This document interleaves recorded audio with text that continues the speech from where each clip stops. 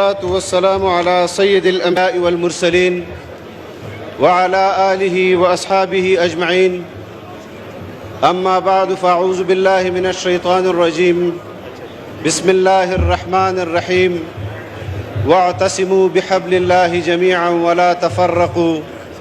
وقال النبي صلى الله عليه وسلم: يد الله على الجماعة. صدق الله العظيم. جناب اسپیکر، میثاق ملی، دستور پاکستان،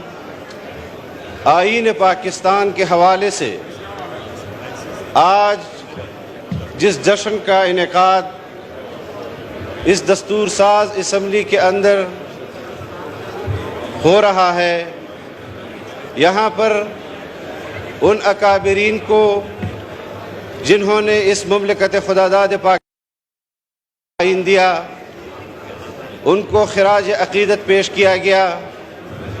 یہاں پر جناب ذوالفقار علی بھٹو کو خراج عقیدت پیش کیا گیا۔ یہاں پر مفکر اسلام حضرت مولانا مفتی محمود رحمہ اللہ کو خراج عقیدت پیش کیا گیا۔ یہاں پر مولانا شاہ احمد نورانی کو رحمہ اللہ کو خراج عقیدت پیش کیا گیا۔ پروفیسر غفور کو اور دیگر اکابرین کو جو اس وقت آج اس دنیا میں نہیں ہیں، ان کو خراج عقیدت پیش کیا گیا۔ لیکن میں ان لاکھوں سیاسی کارکنوں کو جنہوں نے پیپلز پارٹی کی آواز پر لبیک کہا، جنہوں نے جمعیت علماء اسلام کی آواز پر لبیک کہا، جنہوں نے عوامی نیشنل پارٹی کی آواز پر لبیک کہا، جنہوں نے عبدالصمد خان اچکزئی کی آواز پر لبیک کہا، جنہوں نے ولی خان کی آواز پر لبیک کہا اور باچا خان کی آواز پر لبیک کہا، میں ان سیاسی کارکنوں کو بھی خراج عقیدت پیش کرتا ہوں۔ اور یہ سلسلہ جو آج تک ہمارے پاس پہنچا ہے جناب اسپیکر، میں ان لاکھوں اور کروڑوں سیاسی کارکنوں کو، ان وکلاء کو، ان ڈاکٹرز کو، ان اساتذہ کرام کو جنہوں نے اس متفقہ آئین کو آج بھی برقرار رکھا۔ آپ جانتے ہیں کہ اس ملک کو 1954 میں ایک آئین دیا گیا جناب اسپیکر، اس ملک کو سن 62 میں ایک آئین دیا گیا، لیکن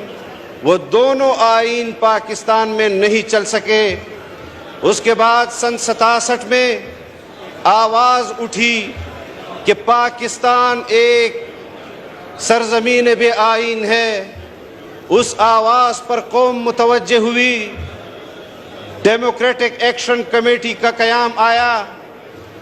نواب زادہ نصر اللہ خان اس کے کنوینر بنے، مولانا مفتی محمود رحمہ اللہ اس کمیٹی کے رکن بنے، شیخ مجیب الرحمان اس کمیٹی کے رکن بنے، ولی خان اس کمیٹی کے رکن بنے۔ ملک کے طول و عرض میں تمام سیاسی قوتیں جو نظریاتی لحاظ سے پاکستان سے پہلے بھی انسانوں کی اور مسلمانوں کی سیاسی ترجمانی کر رہے تھے،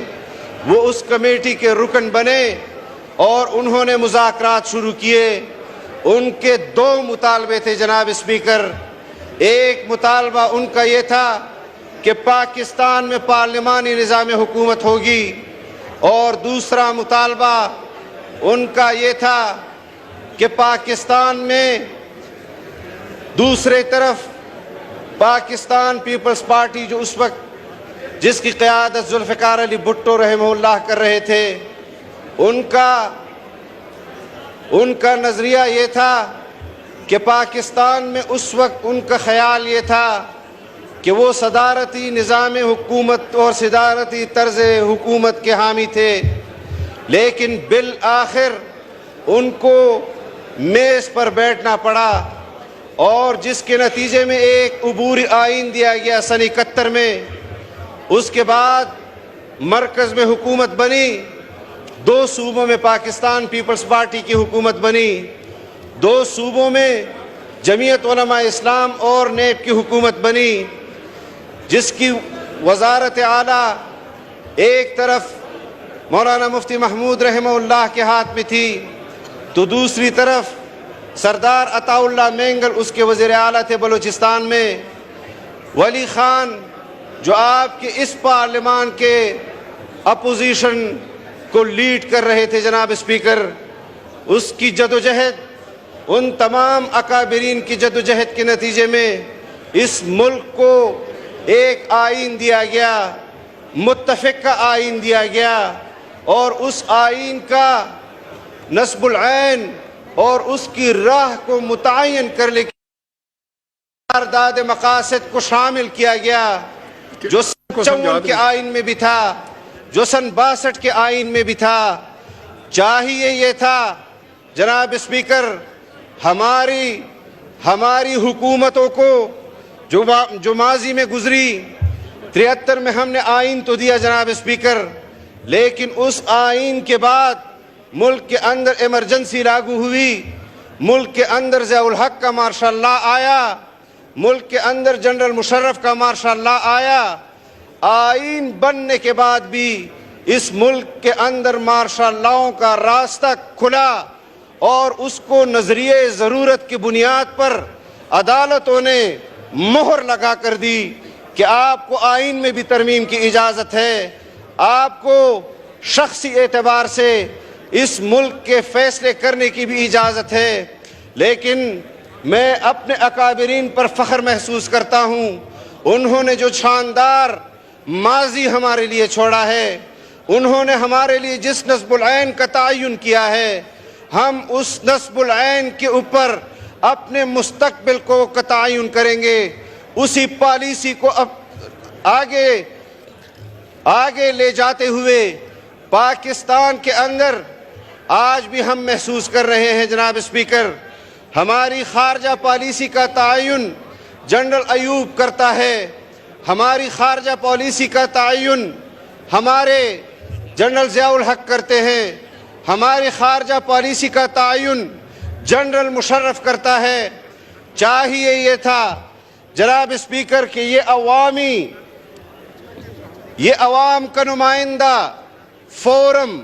پاکستان کا سب سے طاقتور ترین فورم ہے، پاکستان کی خارجہ پالیسی کا تعین بھی اسی ایوان نے کرنا ہوگا۔ آج ہم امریکہ کی کیمپ میں ہیں، ہمیں کس طرح امریکی کیمپ کی طرف لے جایا گیا، ہمیں اس پر اعتراض نہیں جناب اسپیکر کہ ہم امریکہ کے ساتھ بہترین تعلقات نہیں چاہتے، ہمیں اس پر اعتراض نہیں کہ ہم اپنے دوست اور پڑوسی ممالک کے ساتھ بہترین تعلقات نہیں چاہتے، ہم چاہتے ہیں کہ ہمارے پڑوسی ممالک کے ساتھ تعلقات بہتر ہوں، ہم چاہتے ہیں کہ ہمارے ساتھ ہم نے چین کے ساتھ جو معاشی معاہدات کیے ہیں ان کے ساتھ وہ وعدے ایفا کریں، ہم چاہتے ہیں کہ ہمارے پڑوس میں افغانستان کی حکومت کو تسلیم کیا جائے، ہم چاہتے ہیں کہ ہمارے پڑوس میں ایران موجود ہے، ہم اس کے ساتھ معاشی تعلقات بنائیں، لیکن ہم کسی کی پیروی میں اور یہاں پر سیاستدان جدوجہد کرتے ہیں اس ملک کے معاشی، اس ملک کے سیاسی انتظام کے لیے، لیکن آپ جانتے ہیں جناب اسپیکر کہ دنیا بھر کی بین الاقوامی تنظیمیں یہاں ہمارے سیاستدانوں کے لباس میں اور ان کی چمڑی میں اپنے غلاموں کو پالتے ہیں، اپنے غلاموں کو فارن فنڈڈ پارٹیز بنا کر دیتے ہیں، وہ آپ کے آئین کا حلیہ بھی بگاڑتے ہیں، وہ آپ کی معیشت کا حلیہ بھی بگاڑتے ہیں، وہ آپ کے عدالتی نظام کو بھی بگاڑتے ہیں، وہ ملک کے اندر قوم کی تقسیم کی بنیاد بھی رکھتے ہیں۔ اگر بطور ریاست اداروں کو اربوں روپے دیے جائیں اور ان کو یہ ذمہ داری دی جائے کہ پاکستان کے خلاف ہونے والی دکھائی دی جانے والی سازشوں کو بھی آپ نے روکنا ہے اور بن دیکھی سازشوں کو بھی آپ نے روکنا ہے، تو پھر آج کیوں پاکستان میں فارن فنڈڈ پارٹیوں کو پر پروان چڑھایا جا رہا ہے، اور کیوں ہمیں مجبور کیا جا رہا ہے کہ الیکشن کمیشن آف پاکستان کے فیصلے کے باوجود کہ ان کو فارن فنڈڈ ہوئی، یہودیوں نے بھی کیے، ہندوؤں نے بھی کیے، پھر آج کیوں ہمیں مجبور کیا جا رہا ہے ہم فارن فنڈڈ پارٹیوں کے ساتھ مذاکرات کریں؟ ہم مذاکرات کریں گے لیکن پاکستانیوں کے ساتھ، ہم مذاکرات کریں گے لیکن پاکستان کی ان پارٹیوں کے ساتھ جو بین الاقوامی ایجنڈے کے لیے پاکستان میں کردار ادا نہیں کریں گی۔ ہم بات کریں گے کہ جن کو ان کے حقوق ان کو آئین نے ان کا حق دیا ہو اور ان کو ان کا حق نہ مل رہا ہو، چاہے وہ پشتون قبائل ہوں، چاہے وہ بلوچ قبائل ہوں، چاہے وہ سرائیکی قبائل ہوں، چاہے وہ سندھی قبائل ہوں۔ ہمیں سندھیوں کے ساتھ بھی بات کرنی چاہیے، ہمیں سندھی قوم پرستوں کے ساتھ بھی بات کرنی چاہیے، ہمیں پشتون قوم پرستوں کے ساتھ بھی بات کرنی چاہیے، ہمیں سرائیکی قوم پرستوں کے ساتھ بھی بات کرنی چاہیے، ہمیں بلوچ قوم پرستوں کے ساتھ بھی بات کرنی چاہیے، ہمیں آن بورڈ لینا چاہیے ان تمام قوموں کو جن کو آئین نے حق دیا ہے اور ریاست ان کو ان کا حق نہیں دے رہی۔ جناب اسپیکر، واضح بات ہے، آپ کی قیادت جناب ذوالفقار علی بھٹو نے اس ملک کو اسلامی نظریاتی کونسل دیا، اس آئین کے تحت وہ آئینی ادارے کے طور پر کام کر رہا ہے، اس کے اندر وہ علماء بھی ہیں، اس کے اندر وکلاء بھی ہیں، اس کے اندر آئینی ماہرین بھی ہیں۔ کیوں ان کے متفقہ سفارشات کو آپ کی 2 یا 3 مرتبہ کی حکومتوں میں اس پارلیمان کے اندر پیش نہیں کیا گیا؟ کیوں مسلم لیگ کی حکومتوں میں ان سفارشات کو اس پارلیمان کے اندر پیش نہیں کیا گیا؟ آپ خود بتاتے ہیں ہمیں، ہمارے قائد اعظم کے ساتھ سلسلے میں ہم نے تو ان کو آپ کی نظر سے دیکھا کہ ہم ایک ایسا اسلامی مملکت چاہتے ہیں جہاں ہم اسلام کے مطابق اپنی زندگی بسر کر سکیں۔ کیوں ہمیں اسلامی نظام نہیں دیا گیا؟ اسلامی نظریاتی کونسل کی سفارشات بھی مکمل ہیں، اس کے باوجود بھی قوم کی اس تشنگی کو پورا نہیں کیا جا رہا۔ اگر کسی مذہب پرست کو آئین اس کا حق دیتا ہے، کسی قوم پرست کو آئین اس کا حق دیتا ہے، اور حکومت اور ریاست اس حق کو تسلیم کرنے کے باوجود بھی اس کو اس کا حق نہیں دے رہی، اور مقابلے میں جناب اسپیکر یہ بہت حساس معاملہ ہے، اگر کوئی اپنے تحفظات کا اظہار کرتا ہے اس کی نہیں سنی جاتی۔ ہم تو آج بھی آئین کے ساتھ کھڑے ہیں، ہم تو آج بھی آئین اور پارلیمان کے ساتھ کھڑے ہیں۔ کچھ لڑکے اٹھتے ہیں، وہ ہاتھ میں بندوق اٹھاتے ہیں، ہم ان کو آئین کا راستہ دکھاتے ہیں اور وہ آپ کی طرف نسبت کرتے ہیں جناب اسپیکر کہ آپ کے پارلیمان میں جو اسلامی جمہوریہ پاکستان کا پارلیمان ہے، جس کے آئین کو آپ اسلامی کہتے ہیں، آپ کیوں اسلامی نظریاتی کونسل کے سفارشات پر عمل نہیں کروا رہے؟ اگر قوم کے اس وعدے کو جن لوگوں نے پاکستان بنانے کے لیے لاکھوں لوگوں نے اپنی ماؤں کا خون اور شہادتیں دی، اپنی بہنوں کو اس پاکستان پر قربان کیا، اپنے آباء و اجداد کو اس پاکستان پر قربان کیا، اور بدلے میں آج اگر پاکستان کے اندر اگر مظلوم ہے جناب اسپیکر تو وہ آج بھی اسلام مظلوم ہے۔ یہاں پر فراڈیے آتے ہیں، یہاں پر آج بھی ایک ریاست مدینہ کا علم بردار کام کر رہا ہے، اور یہاں پر جنرل ضیاء الحق نے بھی اسلام کا نعرہ لگایا، لیکن اسلام پسندوں نے ضیاء الحق کے اس نعرے کو بھی مسترد کیا، اور آج بھی ریاست مدینہ کے علم بردار جس کا کردار مغرب کا ہے، جس کا کردار مغربی تہذیب کا ہے، قوم اس کو بھی جان چکی ہے۔ اگر اس طرح کے فراڈیوں کا راستہ روکنا ہے جناب اسپیکر تو پھر اس آئین کے تحت جس کا آج ہم بار بار ذکر کر رہے ہیں، آج آج ہم اس آئین کا ذکر کر رہے ہیں، ہم جشن بھی منا رہے ہیں، لیکن بحیثیت پارلیمان اور کے رکن کے ہمیں اس پر بھی سوچنا چاہیے کہ جب سے ہمیں یہ آئین ملا ہے، ہم نے اس آئین کو کمزور کیا ہے یا ہم نے اس آئین کو مضبوط کیا ہے؟ میری نظر میں ہم نے آج تک اس آئین کو کمزور کیا ہے۔ ہم نے اس ادارے کے تقدس کو اس طرح برقرار نہیں رکھا جس طرح ہمارے آباء و اجداد نے اس کے لیے قربانیاں دی۔ میں سلام پیش کرتا ہوں، میں خراج ہوں ولی خان کو، میں خراج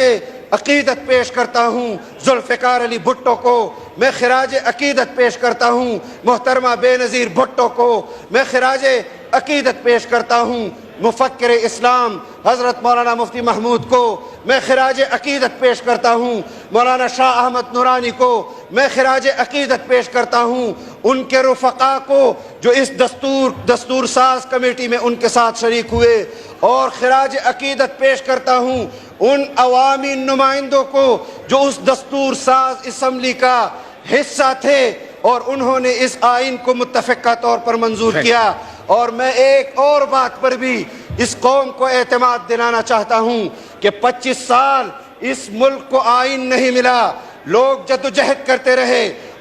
ایوب خان کا مقابلہ بھی کیا، یحییٰ خان کا مقابلہ بھی کیا، جنرل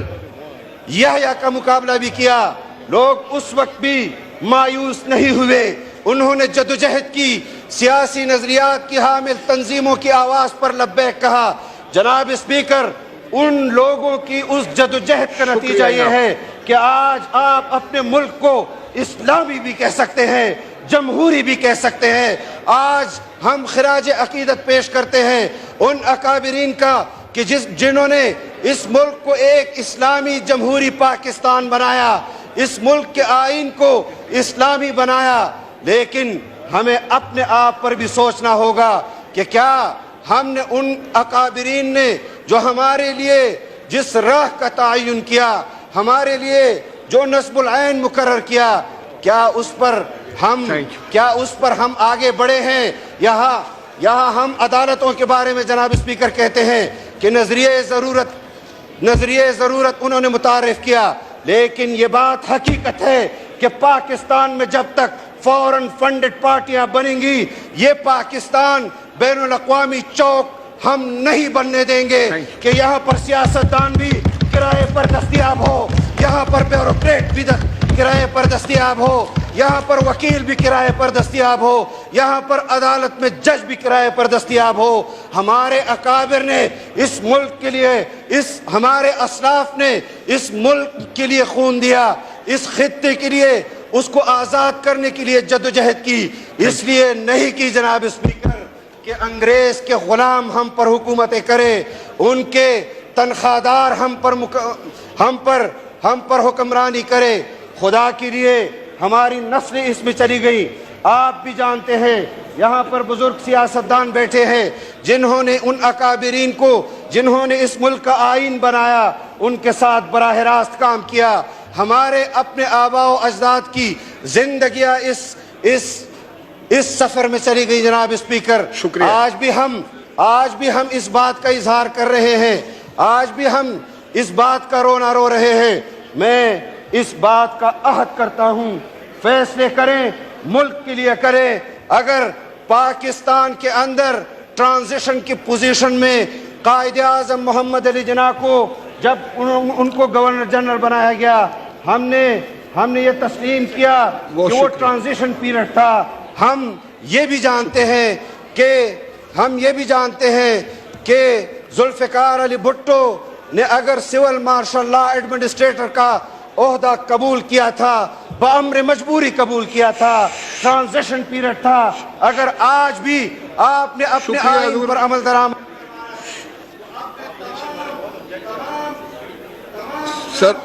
سر دوسرا ہاؤس شروع ہونے والا ہے، اختصار کر لیجئے، وائنڈ اپ کر دیجئے۔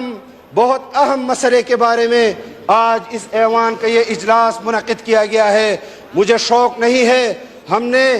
نے ماضی کے دو تین اجلاسوں میں بھی ہم نے گفتگو کی۔ میں صرف اس بات کا کہ آج سابقہ پارلیمنٹیرینز بھی بیٹھے ہیں، آج موجودہ پارلیمنٹیرینز بھی بیٹھے ہیں، یہ آئین کا بھی ہم پر حق ہے، یہ اسلام کا بھی ہم پر حق ہے، یہ اس قوم کا بھی ہم پر حق ہے۔ ہم کیوں ہم ایسے فیصلے نہیں کر سکتے کہ جس میں ہم اپنی قوم کے مفاد کو مد نظر رکھیں؟ کیوں ہم ایسے فیصلے نہیں کر سکتے کہ ہم اپنے قوم کے معاشی کر سکے، ان کے انتظامی سہولت کے لیے فیصلے کر سکے؟ اگر 74 75 76 سال گزر جانے کے بعد بھی آج ہم اس مقام پر کھڑے ہیں تو ہم اپنے مستقبل کو بھی دیکھ رہے ہیں۔ اس لیے آج جن اکابرین نے اس پارلیمان میں گفتگو کی دستور ساز اسمبلی کے حوالے سے، آج ہم نے یہ طے کرنا ہوگا کہ ہم نے اپنے پاکستان کا مقدر اس ایوان کے ذریعے طے کرنا ہے، کسی ایک فرد واحد نے طے نہیں کرنا۔